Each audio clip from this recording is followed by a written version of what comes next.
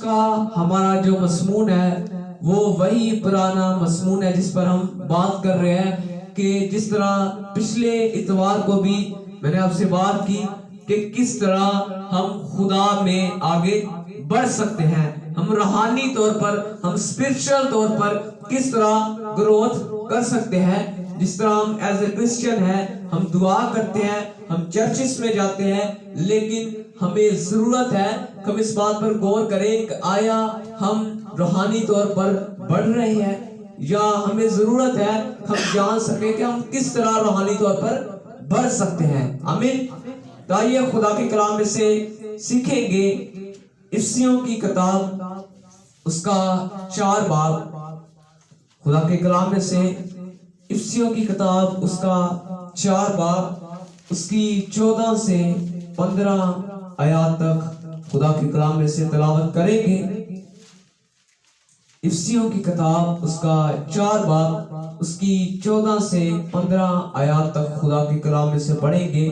خدا کے کلام میں یوں لکھا ہے، تاکہ ہم آگے کو بچے نہ رہیں اور آدمیوں کی بازی گری اور مکاری کے سبب سے ان کے گمراہ کرنے والے منصوبوں کی طرف ہر ایک تعلیم کے جھونکے سے موجوں کی طرح اچھلتے بہتے نہ پھرے، بلکہ محبت کے ساتھ سچائی پر قائم رہ کر اور اس کے ساتھ جو سر ہے یعنی مسیح کے ساتھ پیوستہ ہو کر ہر طرح سے بڑھتے جائیں۔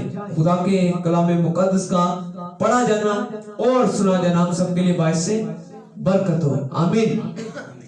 تو یقیناً ہم نے خدا کے کلام میں سے بڑی خوبصورت آیات کو پڑھا جو خدا کے بندہ پولس نے خدا کے کلام مقدس میں لکھی ہیں۔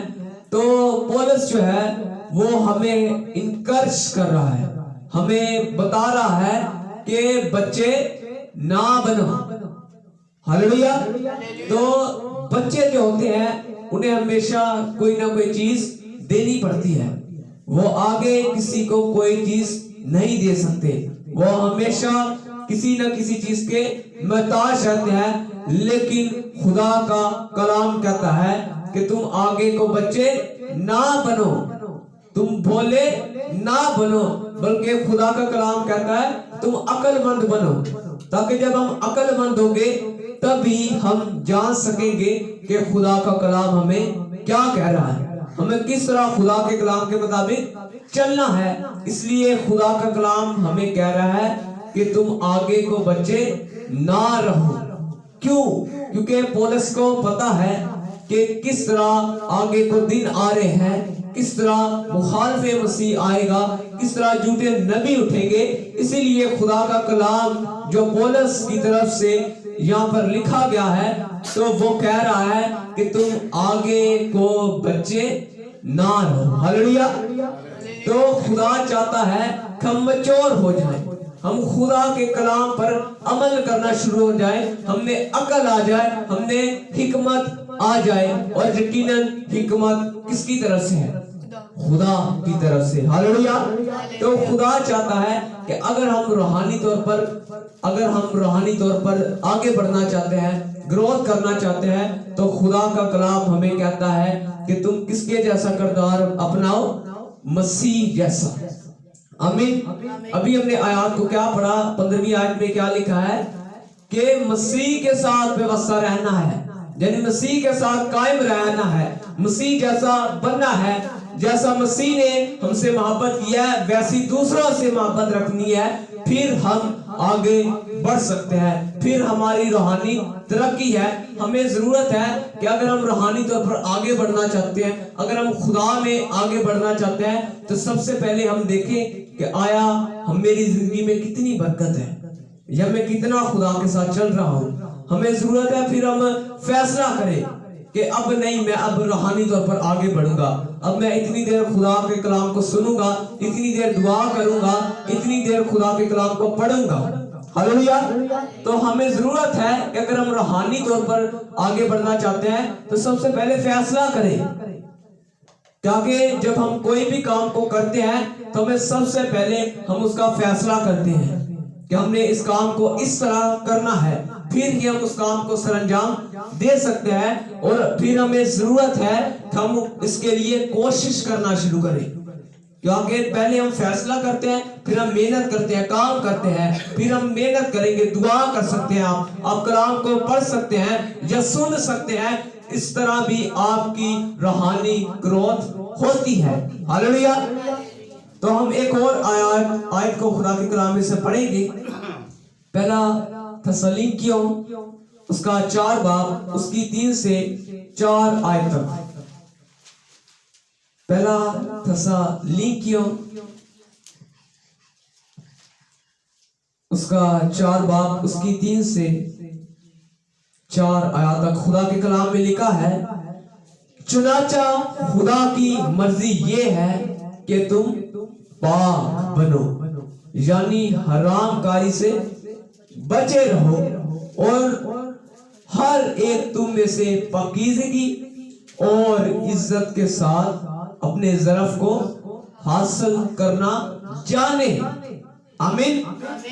तो अभी हमने खुदा के कलाम में पढ़ा, खुदा की मर्जी के मुताबिक पाक बनने से हम आगे बढ़ सकते हैं।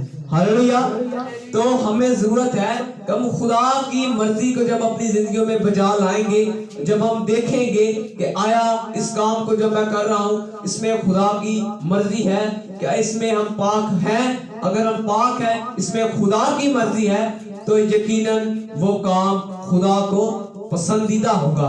और इस तरह हम रूहानी तरक्की कर सकते हैं। रूहानी तरक्की सिर्फ यही नहीं है कि हम बस गीत गा रहे हैं, हम ज़बूर गा रहे हैं, या हम खुदा की प्रस्तिश कर रहे हैं, खुदा के कलाम को सुन रहे हैं, तो ये रूहानी तरक्की है। नहीं, बल्कि रूहानी तरक्की वो है जिसके आपकी जिंदगियों से खुदा के नाम को इज्जत और जलाल मिले, जिससे लोग आपके कामों को देखकर जाने नहीं ये खुदा का बेटा है। हालेलुया। तो हमारे कामों से पता चलता है कि हम रूहानी हैं। हमारे करैक्टर से, हमारी अदा से, हमारे बोलने से, हमारे उठने से, हमारे बैठने से पता चलता है कि आया हम खुदा के साथ चलते हैं, आया ये खुदा के साथ चलती है। हालेलुया। तो हमें जरूरत है कि हम अपनी जिंदगियों पर गौर करें कि आया हम किस हद तक रूहानी हैं, और खुदा का कलाम हमें किस तरह बताता है कि हम और ज्यादा रूहानी हो सकते हैं। जब हम अपने आप को रूहानी बनाना चाहते हैं, हम अपनी रूहानी जिंदगी में ग्रोथ करना चाहते हैं, आगे बढ़ना चाहते हैं, तो सबसे पहली बात यही है कि हम पहले फैसला करें, बाद में मेहनत करें, और सबसे जो अहम बात वो ये है कि खुदा के कलाम को जाने। ताकि जब हम खुदा के कलाम को जानते हैं, जब हम खुदा के कलाम की मालूमात रखते हैं, जब हम खुदा के कलाम की इंफॉर्मेशन रखते हैं, तब ही हम आगे बढ़ सकते हैं। हालेलुया। तो यकीनन जिस तरह दाऊद कहता है, क्या कहता है कि मैंने तेरे कलाम को अपने दिल में रख लिया ताकि तेरे खिलाफ गुनाह ना कर सकूं। क्या ना कर सकूं? तो यकीनन तब ही गुनाह नहीं होता जब हमारे दिल में कलाम होता है। हालेलुया। तो इसलिए जब हमारे दिल में कलाम होगा, खुदा के कलाम की इंफॉर्मेशन होगी, हमारे दिल में स्टोर होगा, तो यकीनन उसे कोई भी चुरा कर नहीं ले जा सकता। जिस तरह खुदा के कलाम में लिखा है कि कहाँ खजाना जमा करो? आसमान पर। क्यों? क्योंकि वहां कोई भी चोर नकब नहीं लगा सकता, जहां कोई कीड़ा नहीं लगता, कोई जिंग नहीं लगता, वहां पर आपने खजाना जमा करना है। हालेलुया। तो इसलिए हमें जरूरत है, जिस तरह कल भी बताया, कि हम अपनी जिस्मानी फिक्रों पर गौर ना करें, बल्कि खुदा का कलाम कहता है कि हम खुदा की आसमान की बादशाही को तलाश करें, तो जमीन की चीजें हमें मिरास में दी जाएंगी, इनाम में दी जाएगी। इसलिए हमें जरूरत है कि हम अपने आप को जाने कि हमने किस तरह रूहानी बनना है, आया हमारी जिंदगी में किस कदर रूहानियत है। हमने जरूरत है कि हम खुदा की रूहानियत में बढ़े। हमें आज बहुत जरूरत है कि हम स्पिरिचुअल ग्रोथ करें। हमारी जिस्मानी जिंदगी तो यकीनन ठीक है, लेकिन हमें जरूरत है कि हम खुदा के कलाम पर गौर करें और देखें कि हम किस कदर रूहानी हैं। क्या हमारे अंदर खुदा का कलाम कोई है? ताकि यकीनन जब हमारे अंदर कुछ होगा तभी हम दूसरों को डिलीवर कर सकते हैं। हालेलुया। तो यकीनन खुदा के कलाम में लिखा है कि जो दरख्त है वो अपने फलों से पहचाना जाता है, और जब हमारे फल अच्छे होंगे, हमारा करैक्टर अच्छा होगा, इससे हम पहचाने जाएंगे हम किस कदर रूहानी है, या हमारी ग्रोथ कितनी है, या हम मसीह के कितने कद के अंदाजा तक पहुंच चुके हैं। हालेलुया। तो आइए एक और आयत खुदा के कलाम में से गौर करेंगे, इफिसियों 6 बाब उसकी 10 से 13 आयत तक। और इससे हम जान सकते हैं कि जब हम रूहानी बनते हैं तो हमारे ऊपर कितनी मुश्किलात आती है। और खुदा का कलाम जब हमें ये बताता है कि तुम पर मुश्किलात आएगी, तो खुदा हमें लड़ने की भी कुव्वत देता है। हालेलुया।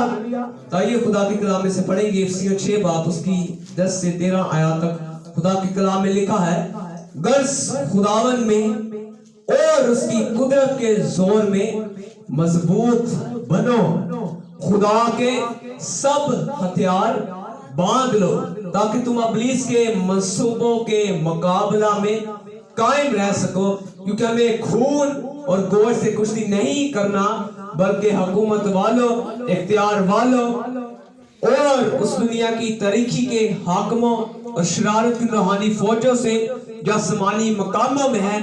इस वास्ते तुम खुदा के सब हथियार बांध लो। आमीन।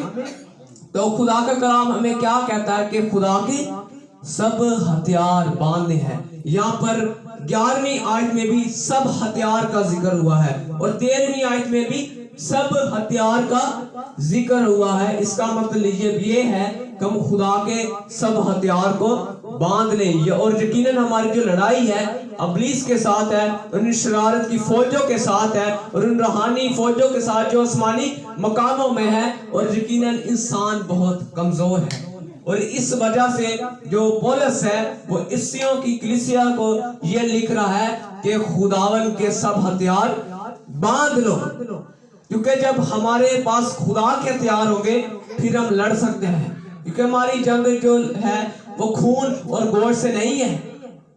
इसलिए यहाँ पर खुदा के कलाम में यूं लिखा है कि तुम खुदा के सब हथियार बांध लो, और 1 या 2 या 3 नहीं लिखा, बल्कि खुदा का कलाम क्या कह रहा है, सब हथियार बांध लो। क्योंकि हमारा जो मुखालिफ है इब्लीस है, वो शेरे बब्बर की तरह है, जो गर्जता है और हमें फाड़ खाने को ढूंढता है, वो ताक लगाए हुए है। इसलिए हमें जरूरत है हम खुदा के सब हथियारों को बांध लें, फिर ही हम उस इब्लीस के साथ, उस फौजों के साथ जंग कर सकते हैं, फिर ही हम रूहानी बन सकते हैं। फिर जब हम रूहानी होंगे तब हमारी जिंदगी में बरकत आएगी, और यकीनन अगर मुश्किलात आएंगी, आजमाइश आएंगी, तो खुदावन उनसे लड़ने की तौफीक अता करता है, खुदावन ताकत देता है, खुदावन हिम्मत देता है। और अगर हम खुदा के कलाम पर गौर करें, यहाँ पर 18वीं आयत में लिखा है कि हर वक्त और हर तरह से रूह में दुआ और मिन्नत करते रहो, इसी घर से जागते रहो। क्या लिखा है खुदा के कलाम में? जागते रहो कि सब मुकद्दसों के वास्ते बिला नागा दुआ करो। खुदा का कलाम आज हमें कह रहा है कि जागो। हालेलुया। अगर हम इसकी 5वें बाब की 14वीं आयत पर भी गौर करें तो वहां पर भी क्या लिखा है? इसलिए वो फरमाता है, ऐ सोने वाले जाग। और किससे जाग लिखा है? मुर्दों में से जी उठ, तो मसीह का नूर तुम पर चमकेगा। हालेलुया। और आगे लिखा है कि बस गौर से किस तरह चलते हो, न दानों की तरह बल्कि दनाओं की मानद चलो। हालेलुया।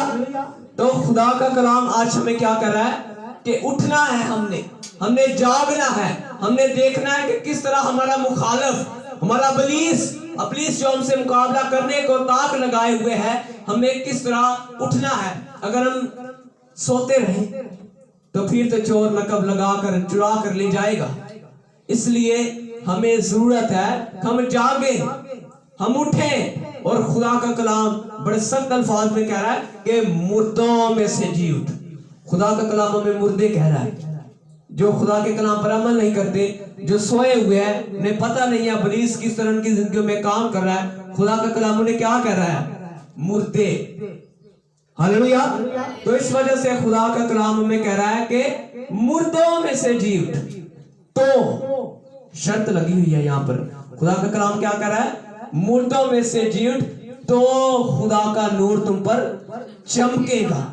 इस वजह से आज हमें जरूरत है कि हम उस मुर्दगी से उठें ताकि फिर हमारे ऊपर खुदा का नूर चमके। और खुदा का कलाम हमें यह भी कह रहा है कि गौर कर तुम किस तरह चल रहे हो, या नदानों की तरह चल रहे हो या दनाओं की मानत। हालेलुया। तो खुदा का कलाम आज हमें कह रहा है कि हमने उठना है, हमने रूहानी बनना है, हमने रूहानियत में आगे बढ़ना है। जब हमारे अंदर रूहानियत होगी, हमारे अंदर वो बरकत होगी, हम दूसरों के लिए बरकत का बायस बन सकते हैं।